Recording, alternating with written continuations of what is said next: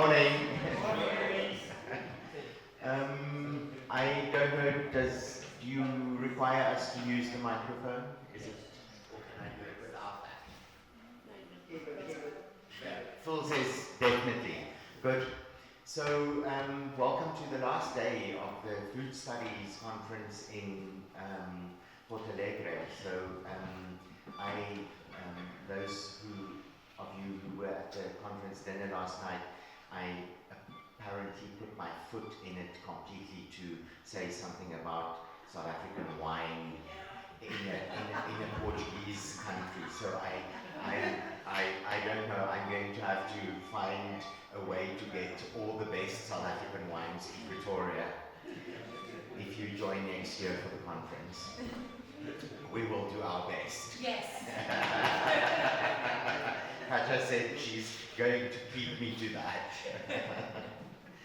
So we all hope that you had a good conference. Today is our last day, and we hope you all travel back safely, but the closing ceremony is this afternoon, so please stay until then, and we will see each other then. I have the really great honor to introduce Professor Gerrie Durant to you. Gerrie and I have known each other for a very long time, and it therefore gives me great pleasure to introduce her as my friend. She's going to do a keynote address about the culinary landscape.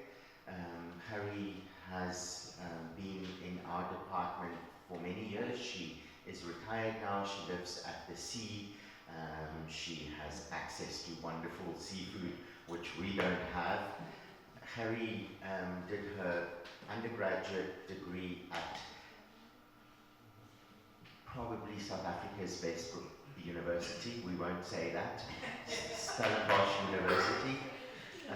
But she has been in our department at Pretoria University for many years. She was the head of our division for many, many years.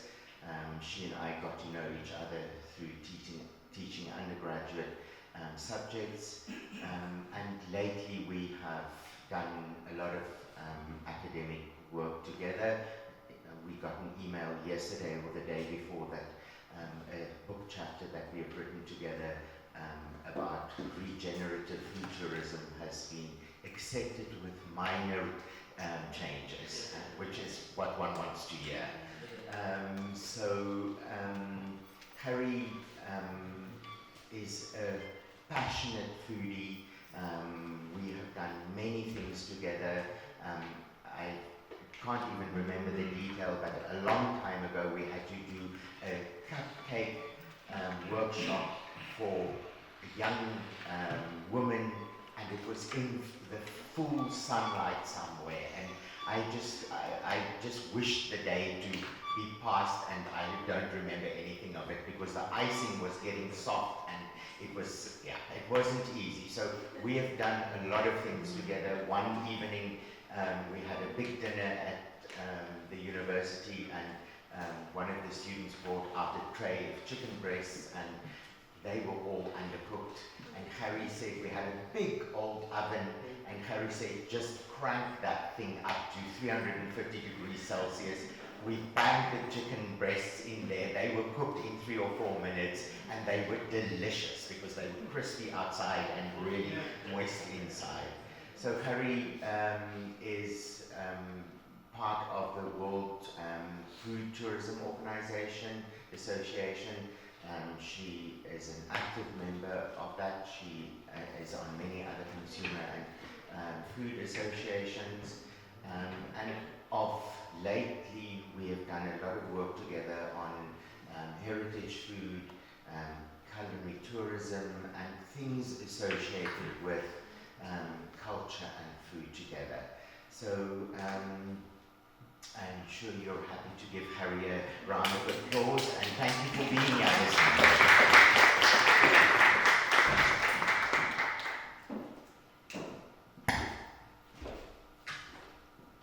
So, good morning to everyone. I hope you can hear me. Yeah.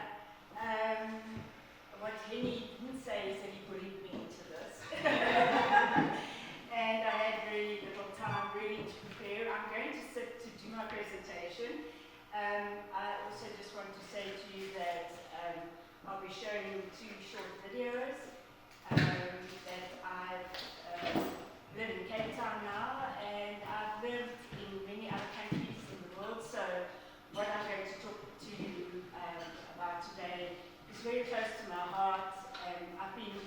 I think, a privileged person to take my passion and work with it in an academic framework. So it's really a privilege for me to be here, and thank you for introducing me. We'll forgive you about the wine, but you'll make up for it. Just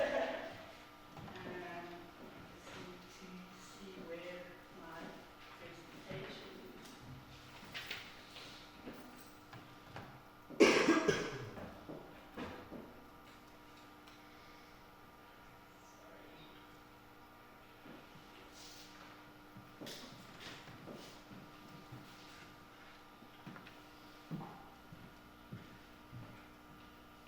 Can you all see it? Yep. Okay. All right, so I'm going to talk about tracing culinary identity through the sense of place, and we'll look at perspectives going from the past to inform the future. And the reason why is because next year the conference will be in South Africa, and it's about looking towards the future and establishing where we are. So I took it from there.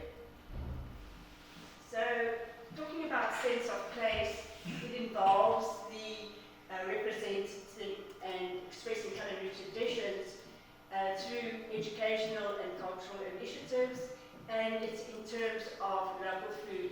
So there are many different concepts of sense of place.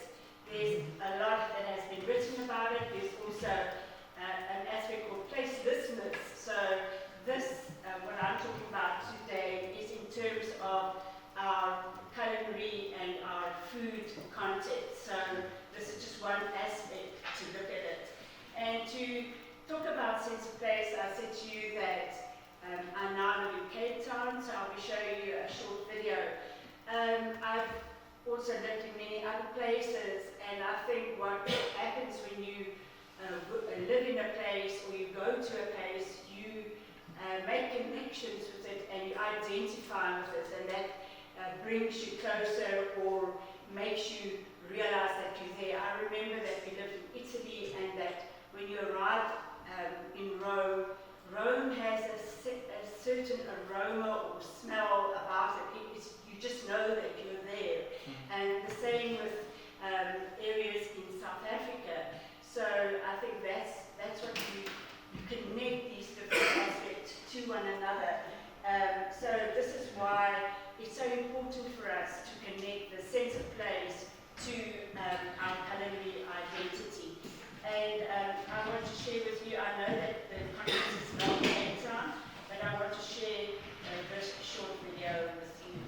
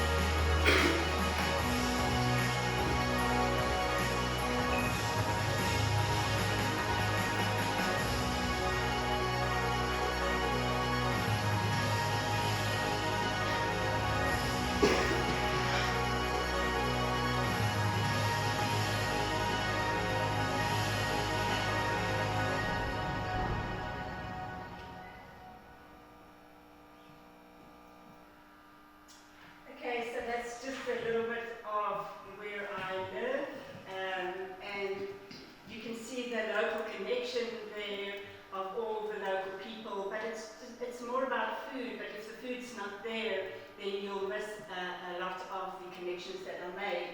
So the second thing concept that we're talking about is culinary identity. And here, once again, you can see that it plays an important role in shaping that sense of place. It is intertwined with the cultural, social, and economic dimensions that are unique for a location.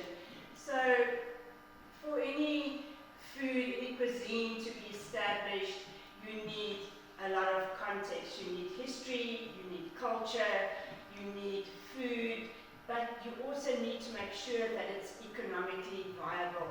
And therefore it's important that these dimensions are built into connecting sense of place with culinary identity.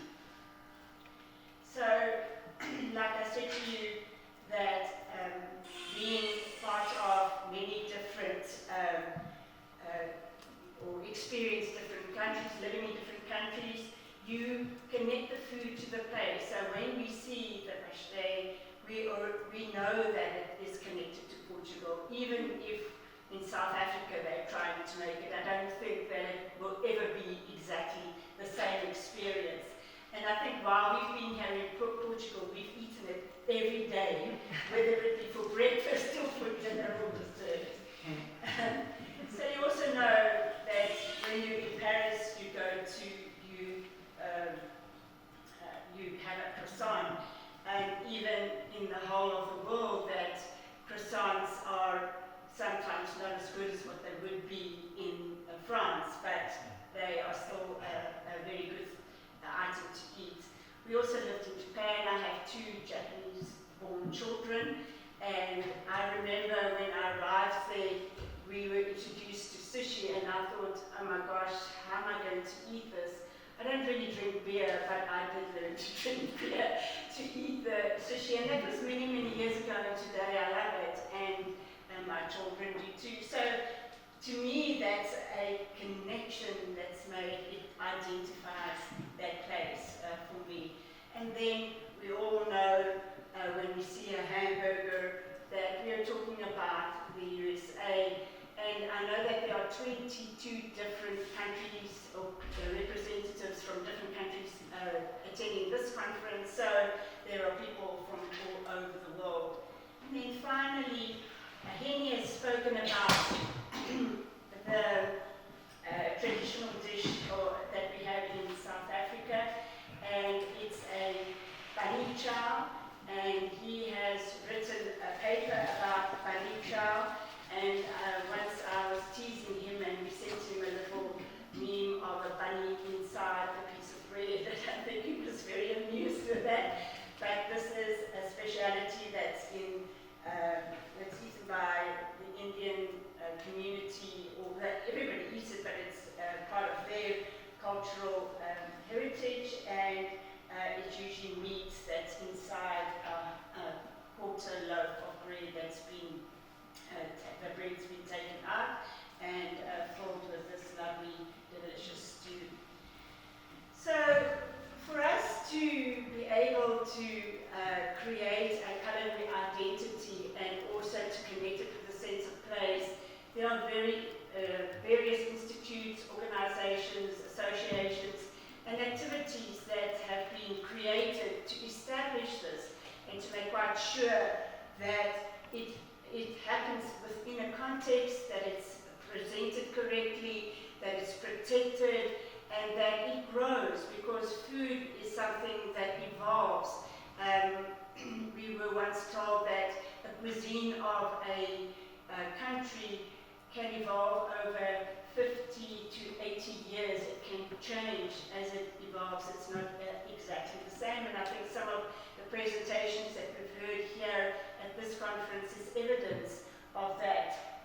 So I want to share some of the activities that I've been involved with that have helped me to provide context and build my frameworks of culinary identity and sense of place. So, as Henny mentioned, I'm part of the World Food Travel Association, and there are different activities that they do training, they do accreditation, etc.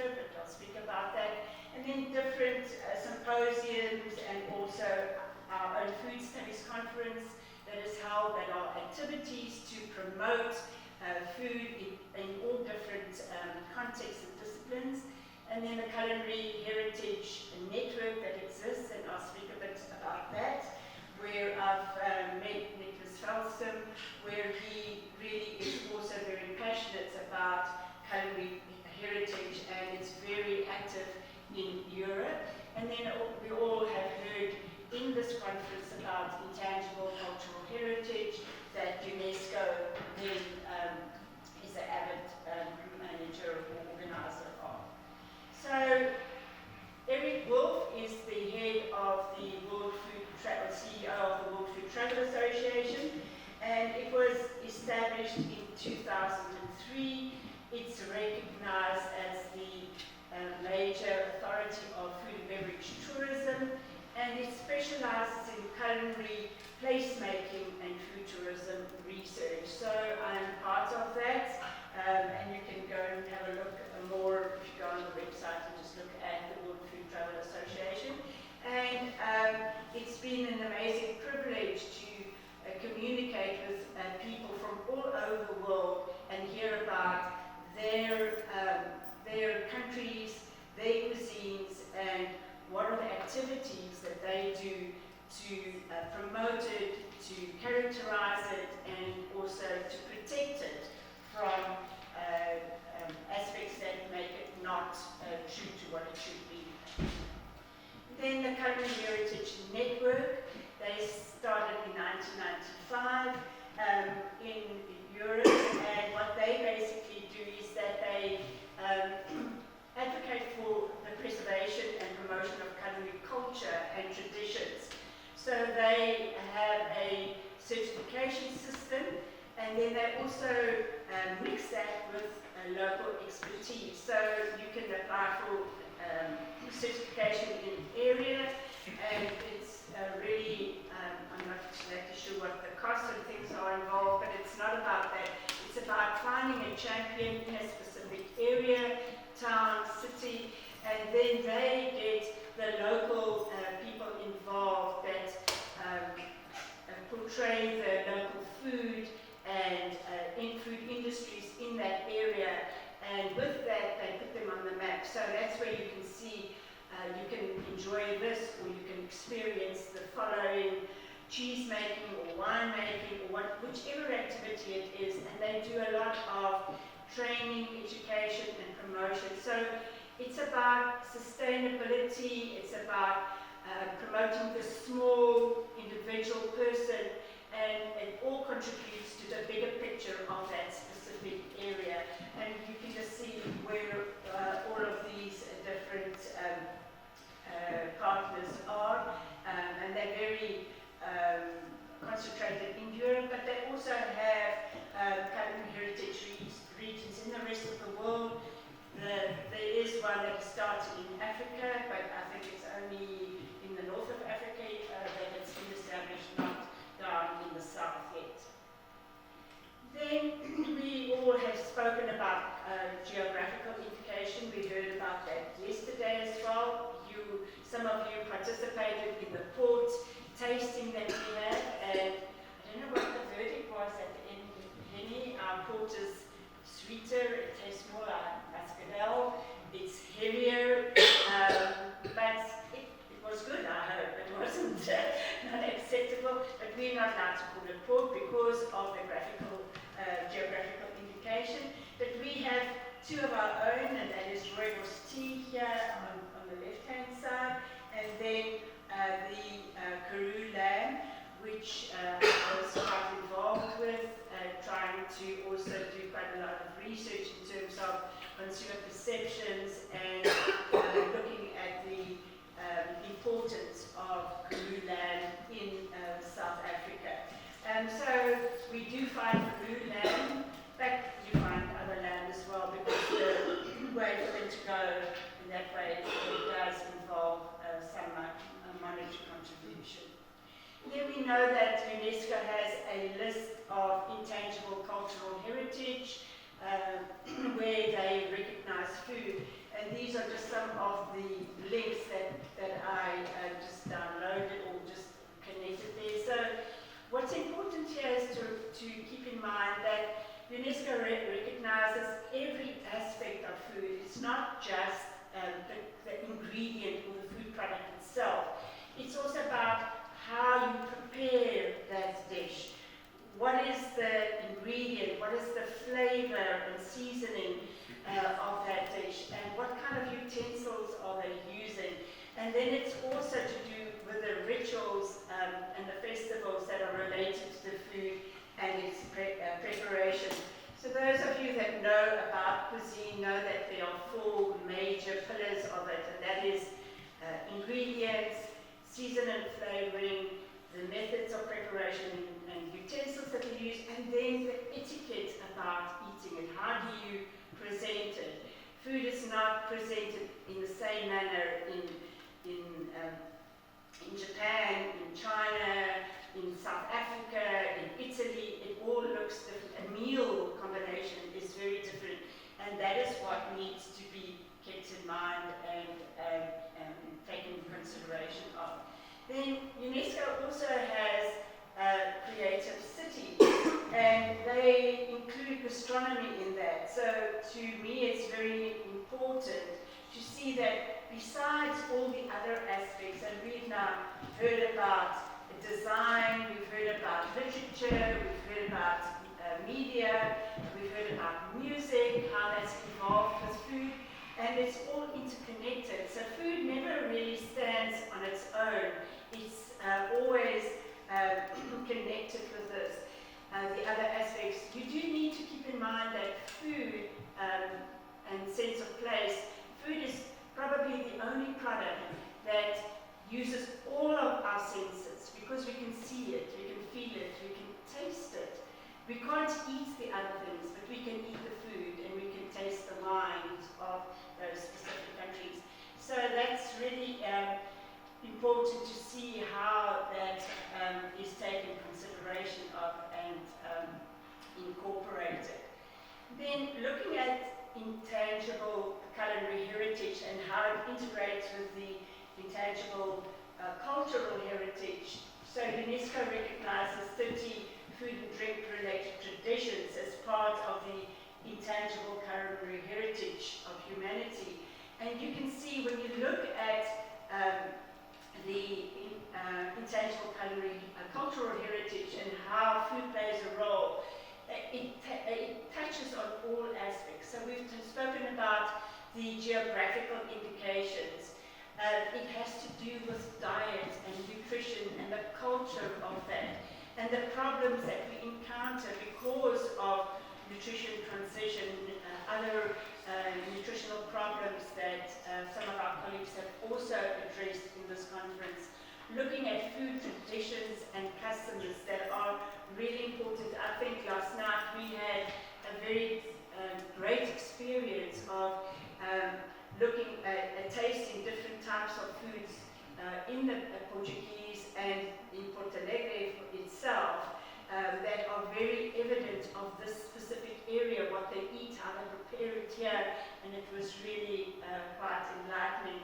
And then eating and social practices. How do we eat together?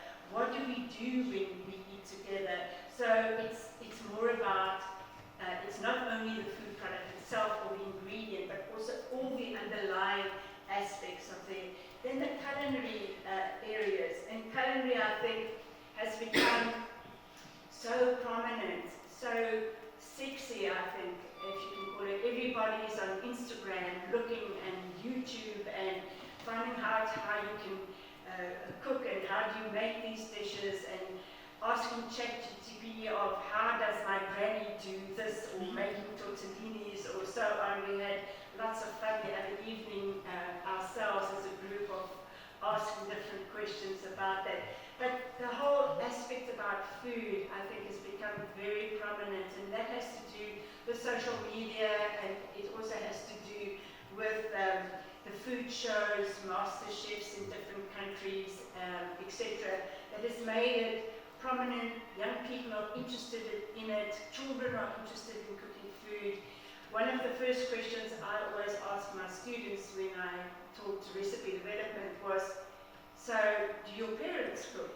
why are you in this class? And it was very interesting to see that often the parents didn't cook or didn't cook well, and so the children would take on that activity, and their interest was then, that stimulated them to come and do a course in a culinary area. And then food production and processing, which we do not need and must not exclude, because that has to do with sustainability, that has to do with where are we in terms of achieving the sustainable development goals. And I think this is one of the aspects that will be addressed in next year's conference, where we look at what have we achieved, where do we need to go, how do we need to change in terms of the future. So culinary identity and sense of place, when we look at the two different concepts and see how they're integrated with one another, we see that the food practices are basically shape our history and culture. And it also establishes our regional food identity. And our food identity, I'll show you in slides to come, of how that is created by where we live, how close we are to other areas, etc. So it becomes a reciprocal relationship between what are our traditions and how do we identify that in terms of place. And our traditions are part of us, we cannot forget them, but they are not cast in stone, they do evolve, they change. And I think one of the questions yesterday with one of the presenters was, how do these traditions evolve because of being subjected to digital media, etc. And then what we do need to keep in mind is that we need to examine the past and let that inform our future strategy. So the past is extremely important, but we need to make sure that we don't carry on making mistakes, or that we improve and that we don't lose our traditions, so that we can support that sustainable and cultural identity, of which food is then a major component. So here are some of the elements that identify or define a culinary identity, and you can see geography, history, ethnicity, our etiquette, flavors, presentation of food, recipes in terms of ingredients and techniques and so on. So recipes have also been prominently spoken about in this conference, and recipes are extremely interesting. I have many books, and I think 99% of them are recipe books, but they're not all pictures. There are many of them that are just stories. And I think recipes tell you about the food story of a country, of why are they using ingredients, why do they use them in a specific way. So it's important to keep that in context with one another. Right, so in my academic life, working with culinary identity and cuisine, there are many frameworks that we've worked with, but Henny and I are busy working towards trying to establish the culinary identity of South Africa, and we've selected the model of Sackett and Haynes, which is here on the left-hand side, which is basically the intertwinement of your food culture, your foods, the dishes that you eat, and then the geography. So the dishes that you eat and your food culture is the history and the culture that then is combined with the geography to create the culinary region. And South Africa is a country of many different cultures. We also have many different cultural regions. So it's going to be a great task. But what I have done, because I've been very involved in food tourism, my PhD was on food tourism, and I then took this information and created, or put it into the context of tourism, and created the Culinary Resource Framework, where we looked at the geography, the food of the people, the culture, and then looking at the infrastructure that supports this. Because if you don't have an infrastructure to support that sense of place and the culinary aspects, then you're not going to get the people there. So you need something that will enable it. So it is an enabler to a certain extent. So what we are also keeping in mind with the Sackett and Hayes framework is that they identify 5 different factors. And so the characteristics of the land are the geography, the topography, the climate, the proximity of where that country is or region is in relation to others. So, for example, Portugal is right next to Spain. There must be an influence from the one country to the next. So it's not as though you live and there's a border that doesn't allow you to be influenced by the other countries beside you or around you. And the same for South Africa. We are on the southern point of Africa, but we're influenced by our neighboring countries in the southern areas of Africa. So that's about the geography, but the history and the culture comes from the people. And you have indigenous people, you have settlers that come there, and then you also have food that are brought in by immigrants. And that's happened in South Africa. We have the Khoisan people that were indigenous. We had settlers that moved from the north and came from the south into the southern part of Africa. And then we have many immigrants. We have large groups of immigrants. And now in South Africa we have a lot of infiltration from neighboring African countries that come. So our cuisine is becoming more and more complex as a result of being influenced by the foods and the cooking techniques that are being brought in. And then, like I said to you right at the beginning, the economic viability is extremely important.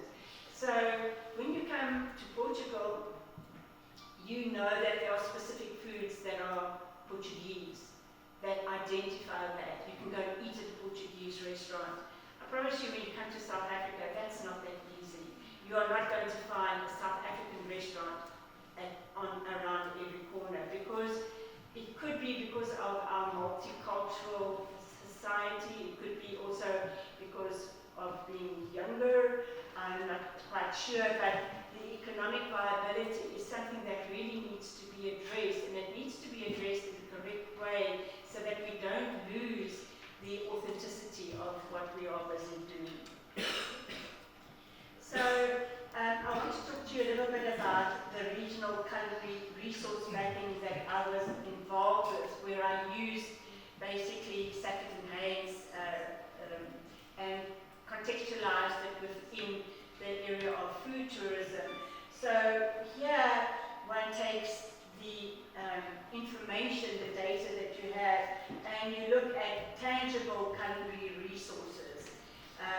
You look at what is the infrastructure, where are the restaurants, where are the stores that sell the food, where are the little farmers that make or produce that food, and then you do a mapping of those tangible assets, and you classify them in terms of the different types of culinary resources. So for my PhD, I did a whole exercise in terms of doing that, and then you visualize that in terms of mapping that culinary information.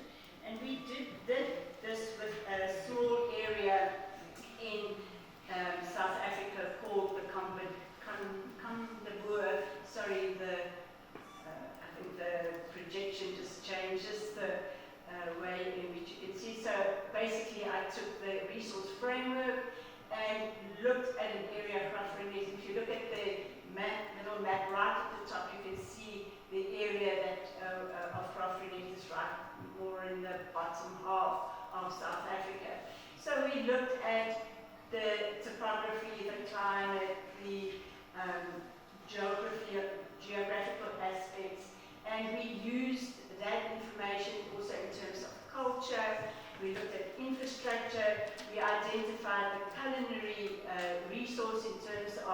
the restaurants that are available in Graaff-Reinet, and then we developed a little culinary route that doesn't just include food but also other aspects where you can travel by car to different areas, different little towns in that area where you can enjoy the food but also enjoy the history and the culture of those people. So this is what we did with the geography, the history, the culture and the food of a specific area, creating a sense of place. So if you talk to people about Graaff-Reinet, they will tell you that yes, it's very well established and there is a lot of representation of the local products that are produced by the farmers in that area. There's also some quite good restaurants there that are run by chefs that have also produced recipe books, etc. So what are our strategies for the future? While the culinary identity is a very important tool, we need to make quite sure that there's a balance between what is real and what is manufactured, what is being done for commercialization purposes. And often the authenticity or the realness of that product is lost because they want to make it that way. They want to produce a product that will be consumed by visitors, whether they are local or global or international visitors. And we need to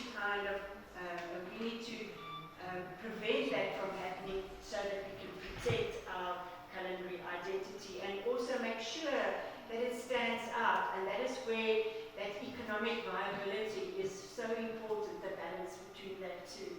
And then the genuine local identity needs to be protected so that there's not an over-emphasis on market-driven gastronomy.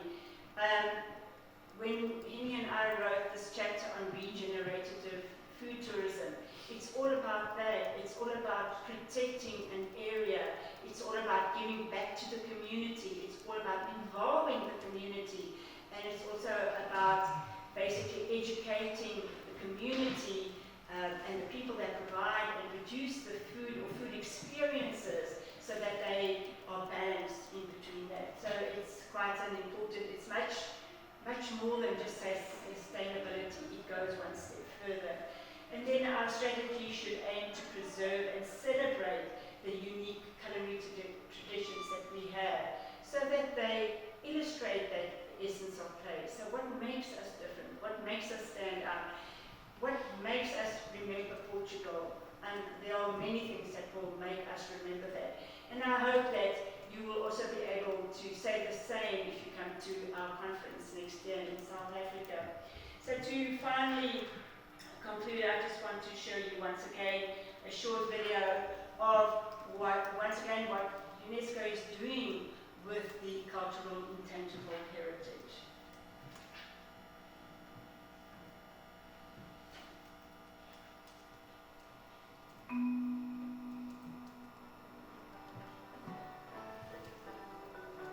Intangible cultural heritage takes infinite forms. It is a source of human creativity and cultural diversity. Living heritage brings human beings and communities closer together. The 2003 Convention aims at safeguarding this heritage and ensuring its continuous transmission. In 10 years, UNESCO listed almost 500 intangible cultural heritage elements. But how do we grasp the diversity of these elements? How are the cultural practices of communities across more than 100 countries connected? UNESCO mapped them all against 1,000 concepts and invites you to dive into intangible cultural heritage.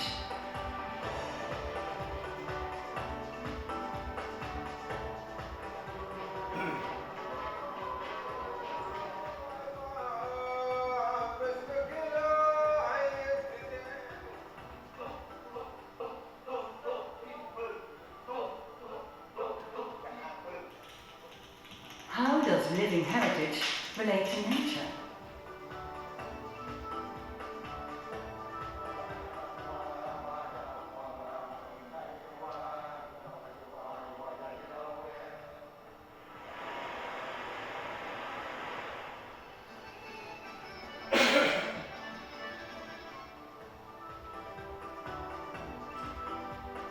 And what about you? What about your heritage? Keep it lively and pass it on.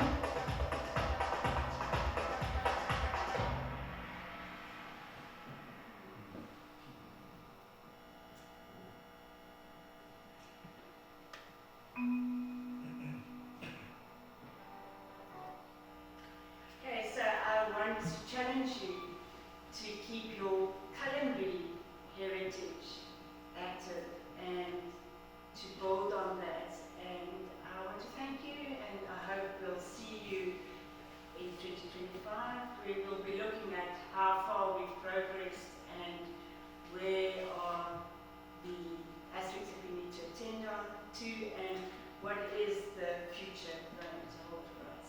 Thank you very much.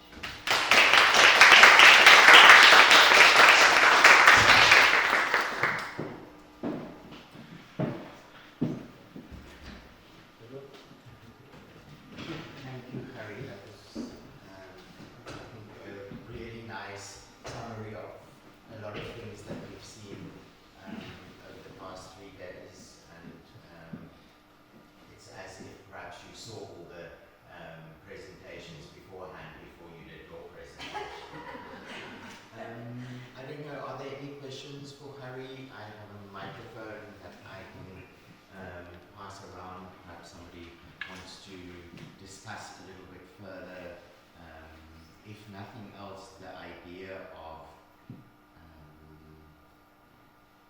mapping a culinary identity, give some input in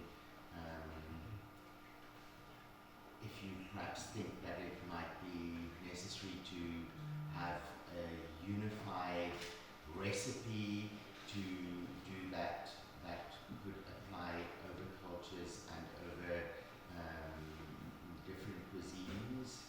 I think for everyone, we see the value of a culinary identity as something that should be protected, but something that has also a lot of potential. I think we're both open for suggestions. If somebody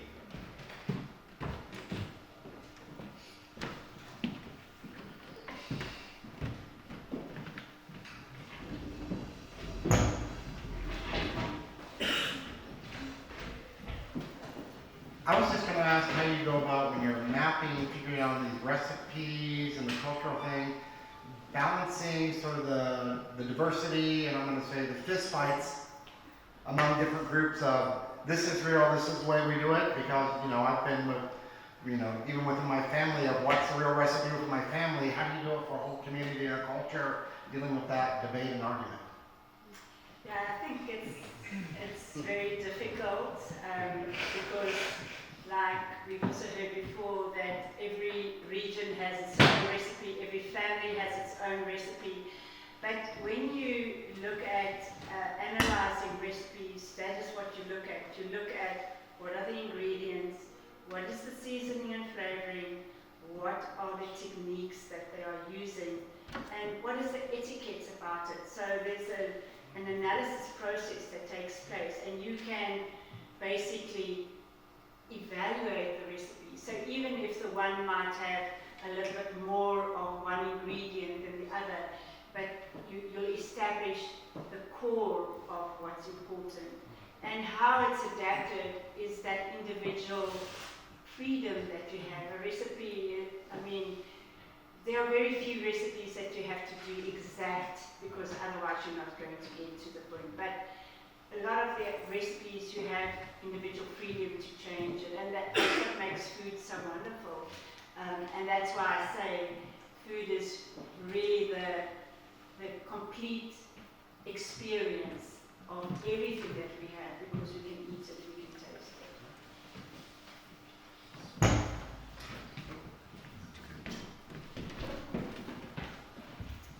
Thank you for a really interesting presentation and insight. One question that I have is that generationally we have a different experience and interface with food. And so those in the United States, I'll speak for my community, Many of the youth that are between, like in their 20s, I forgot what generation they're called, but that generation does not see themselves as having a food culture because they grew up in fast food, ultra-processed ingredients. And I'm wondering how that would be addressed as you're creating this model. I think that's our biggest challenge because a lot, even in South Africa, many of the food traditions and culinary traditions haven't been captured. So it's often by word of mouth. It's Maseko, one of our colleagues, was telling us about her mother can't do it, but her grandmother can. And it hasn't been captured in any format. So that is why Jenny and I wanted to do this. And it will take us back into deep research to really go and analyze it. And I know that, I don't know if you can call it a lost generation in terms of food culture, but it's because of urbanization, it's because of our way of living. People, both parents work, or it's single parent families, there's no time, the fast food convenience takes over, and there's no time to spend with it. Whenever you do, it might be for a celebration, for Christmas or Easter or some special celebration that culture has, and then it's there. And when you talk to young people, they'll tell you they're going home to experience that, but they can't do it themselves. They probably have a nostalgia for it or longing for it, but yeah. And I think that's one of our challenges as now, what do we do to regenerate that with younger people, to make them aware that just like anything else, they also have that heritage that they need to discover, protect, and research. Not everybody is as crazy as what we are in the food world. We have another question, yeah? Okay. Thank you for.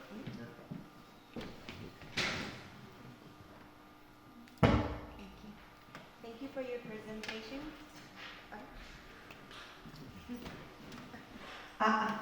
Thank you for your presentation. So my question is in regards to the cultural heritage and the place. In my opinion, there is a big difference between the city and countryside. So I'm now working on the culinary heritage in Bologna, which is a city where a lot of cultures intercross. So this dynamism or diversity or this impacts a lot on the culinary heritage. On the other side, maybe in the countryside, it's relatively easier to remain genuinity, their tradition from the generations to generations. So in the case of the city, where it's changing dynamically, dramatically, how can you define the culinary heritage? Do you have any thought on how to analyze the culinary heritage of the city? A very interesting question. I think that it's what they call a micro cuisine, and it fits into the bigger cuisine of the region or the country. So there are pockets in that area that would be very different, but they're also related to one another. So there will be communal aspects. It might be the ingredient, but the way in which it's cooked or the way in which the ingredients are combined might be different. But I'm sure if you still take the region and the city, there will be connecting factors, because it will be something that has been from the regional area or to the city. There must be some kind of transformation process there, and there will be a connectivity. So once again, I'll go back to my pillars of cuisine. They are the establishment, and that is where you need to go back to every time. and identify those. So where are the similarities for that? Where are the differences? And cuisine is changing, it really evolves, so it doesn't stay the same. And that is why I support what Eric Wolf says about food tourism. It's about using food to create the sense of place. So they create their sense of place wherever they are with what they have available. Thank you. I have one question. Thank you so much for your presentation. I'm really curious, kind of starting from this idea of how essentially the culinary heritage through how cuisines change and evolve is always changing, just as there's an adaptation to the changes that happen in the environment, in the world, so on. So with this idea of constant change, I think sometimes there's a tension with the idea of heritage as in looking to the back and preserving. So I'm curious how to hear your thoughts on this idea of using the past or leveraging heritage to think or act towards or imagine the future. I'm curious to hear how you use it or how you see it. Thank you. I think it's very much like fashion. You'll go back to the basics, even if it evolves. You'll see things that will come back into fashion that were fashionable before, so like vintage clothes and so on. So I think heritage food is still the core, it's still that nucleus that we will go back to, and even if it evolves and changes, it's the basics that are there. So it can't disappear completely because we're connected with it through our culture and our history, and that is why in a culinary heritage or a culinary identity you have identifying dishes that identify you with that specific culture's food.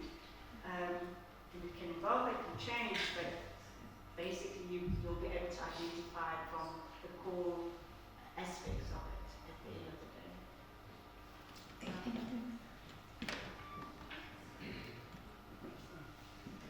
Thank you for a very nice presentation.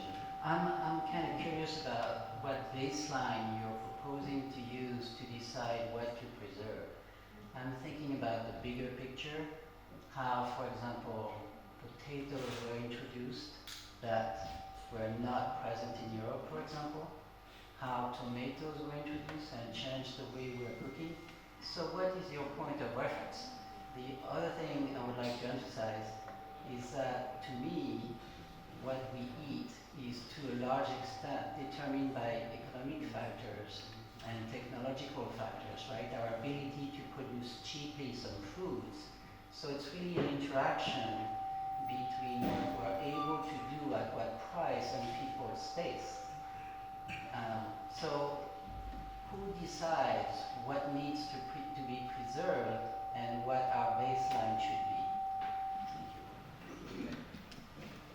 I think our baseline is the people.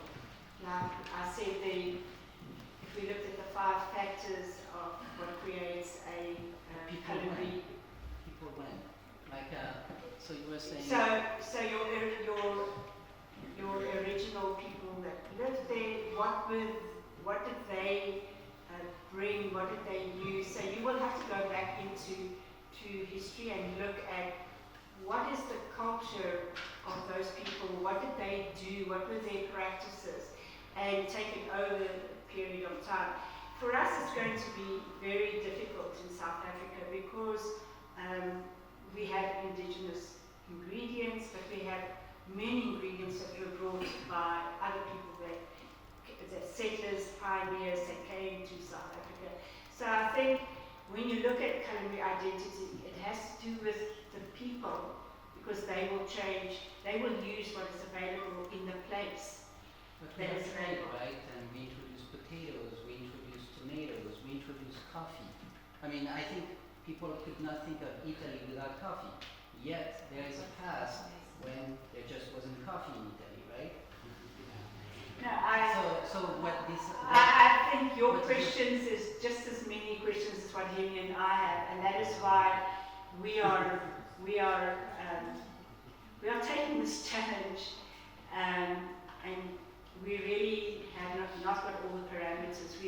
This is a starting process for us to try to identify what is, and we have to work with the geography, the history, and the food data. So those are the things, and you'll have to look at what happened, where did it come from, what is the history involved, why was it introduced to South Africa or to any specific country, what is it that made it that way. For us, for example, we have a large Portuguese community in South Africa. But I can tell you, Portuguese food in South Africa is far, far from what we've been experienced here in Portugal. It's not the same. In South Africa, it's spicy, it's hot. Here, we found the food actually very, very different, very pleasant, very subtle flavors, different preparation methods, and so on. So you'll go back to your ingredients and where they came from and why they came from there. So the baseline, yes, I think is the big question. So maybe if you have any advice for us how we can do that, it would be a good thing. no, it's just, I think mapping and recording practices, this is all very valuable. It's just I was reacting to your proposal to protect this, because I think it should depend on people's taste. You should make it available. We have electronic archives. We can really tell people, hey, try this and so on. But I would be shocked if you said the government needs to intervene. No, not at all. I would not. No, not at all. That's not what we. It's really a capturing and putting that information together to make it more comprehensive and to make people understand why it is like that. Because you must also remember, we are one cultural group doing this, and we can also be criticized for doing it. So we have to treat very, very carefully in terms of being politically correct in terms of how we do this. So no, it's not a government thing, it's really a research-based exercise.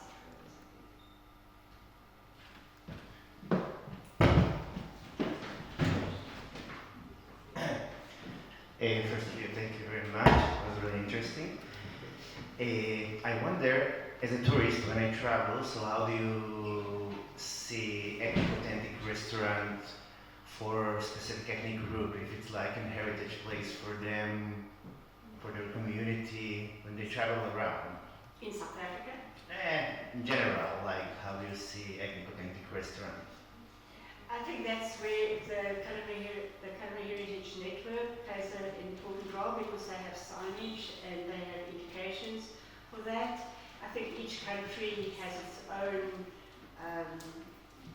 manner of portraying that, and then social media, digital platforms provide you quite a lot of information regarding that.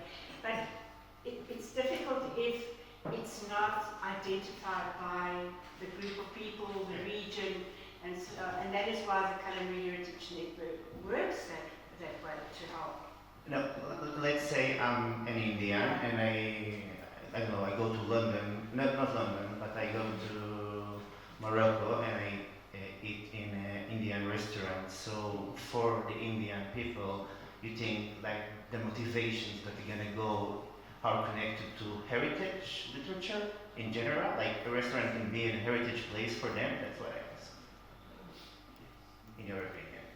So how do you identify? No, I'm not getting your How question. they identify their own restaurant. Their own heritage Yes. in different countries. Yes. Yes, I think that's very contentious. It would be like Portuguese people coming to South Africa and trying Portuguese food. And, yeah, I think that's very difficult, because cuisine has changed in the area that it's made. It's made to suit the local palate, so it loses some of its authenticity. So, for example, we lived in Japan, and I know that if you went to an Indian restaurant there or to a Italian restaurant, there was always somebody of Italy, an Italian or an Indian person from, but they also retrained their staff on a permanent basis so that they did not lose that authenticity. But it's changed to meet the palate of the local people because it has to be economically viable. So you find Indian food in South Africa that you don't find in India. You find Chinese food in South Africa that you don't find in China. But it's to meet the local palate. So it could be very disappointing and it could be very interesting as well. Thanks. Good people. I don't know if there's really any final burning question. I have a question for the whole audience because I think that there could be advice on that matter. So, you know, I think it's easy to map the regionality and the ethnicity of a country, to say this is the country, this is what you'll get there. But the question here from America said, my people. So what do you define as American food? Because exactly. So, you know, do we want to make something that is known as South African food, or do we want to just say, in South Africa, these are the Afrikaners, these are the Portuguese South Africans, these are the Pedi people, and that's what you get from there. Because there's value in both of them. If I'm a tourist, I definitely want to go to a restaurant that is authentic and has authenticity. But if we want to protect our thing, our culinary identity, we want to know that as South Africans, all 60 million people in our country like a little bit of sweetness and a little bit of fruit in our stew dishes. If we're white, if we're Indian, if we're black, we all like that little bit of fruitiness in our stew dishes. We all like some sort of fermentation. It can be in our mahau, it can be in our injera that comes from Ethiopia or whatever, but we have a tendency to prefer that little bit of fermentation. So are those few aspects then what we eventually define as a South African culinary identity, and that we propose to the world and say, when you are going to do a product development, or if you are going to open a restaurant in London that is meant to be a South African restaurant, make sure that you can portray those flavors. Anyhow, we'll let that discussion open for everyone to think about. Harry, thank you. Thank you very much.